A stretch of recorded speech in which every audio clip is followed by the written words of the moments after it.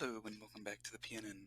My name is Parker Taft. Today we're going to be talking about mindfulness, one of the other critical cornerstones of a person's self-development when they're initially starting out on their journey. But let's first start off with what is mindfulness? According to the University of California at Berkeley, it is maintaining a moment-by-moment awareness of our thoughts, feelings, bodily sensations, and surrounding environment through a gentle, nurturing lens. Basically entering a calm, meditative state where you focus purely either on yourself, what you're feeling, either physically in the body or emotionally, or what's going on in your immediate surroundings, sounds, sensations, and the like.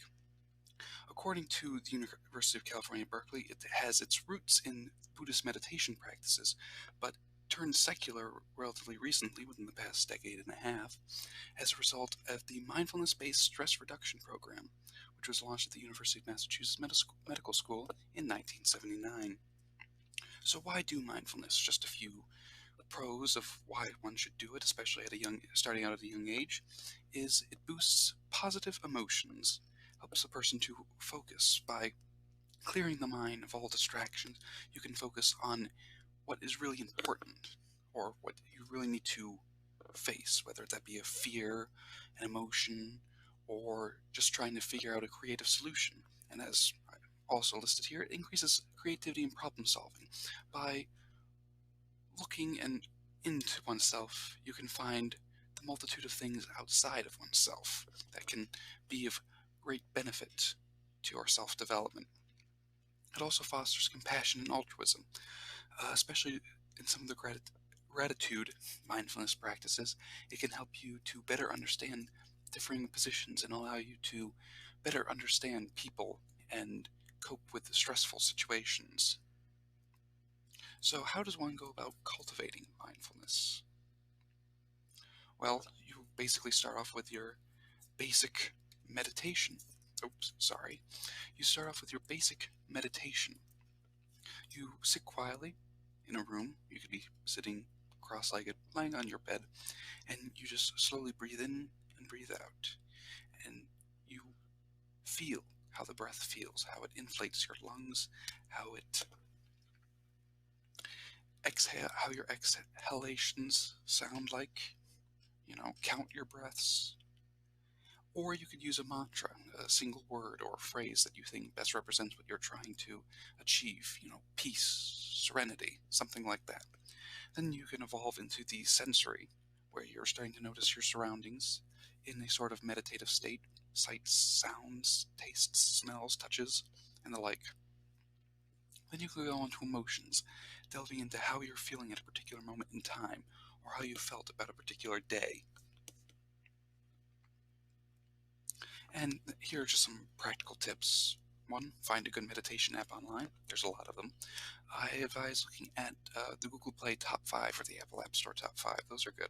And I personally recommend Headspace and Mindvalley, as I have used both and found them very helpful. For those starting out, Headspace is definitely the way to go. But for those who want more of a challenge, or those who want more of a in-depth analysis, definitely go to Mindvalley. Plus, it can help you increase your own personal self-development and improve your own meditation practices as well. Second, daydream. I'm sure we all daydream from time to time, but what you really need to do is set some time aside, some quiet time where you can just imagine. This can be a meditative state, going on a walk, for a run. It could be any time. Just take the time to think about and let your mind wander freely. And then when you're first starting out, keep your meditations short and simple.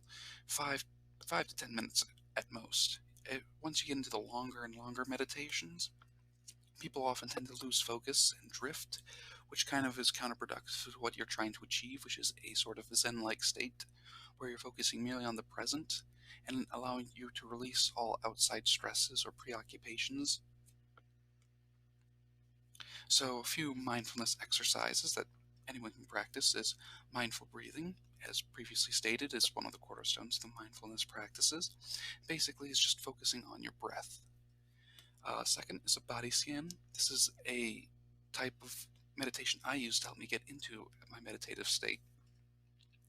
And basically, you close your eyes, you focus on your breath first, and then once you feel adequately focused, you move on to scanning your body, seeing how you feel from your head to this is also good for something called segment intending, which we'll get into later.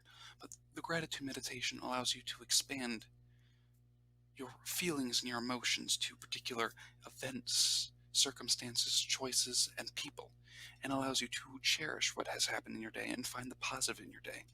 I prefer to do this in the morning to help me with my segment intending, which is basically me planning out my day in a meditative state, or what most people do is do it at evening to see what positive things that have happened to them in the day. And although some may, have we all have occasional bad days, you can with this method you can find the good in your day and hopefully start off your following day in a better state of mind than when you got home from your bad day. Lastly, this is just sources and references for further reading, which I will leave in the description of this video. If you like this video, don't forget to like and subscribe. Tell me how you're doing with your 30-day challenge in the comments section, and I will see you tomorrow. This is the PNN broadcast signing off.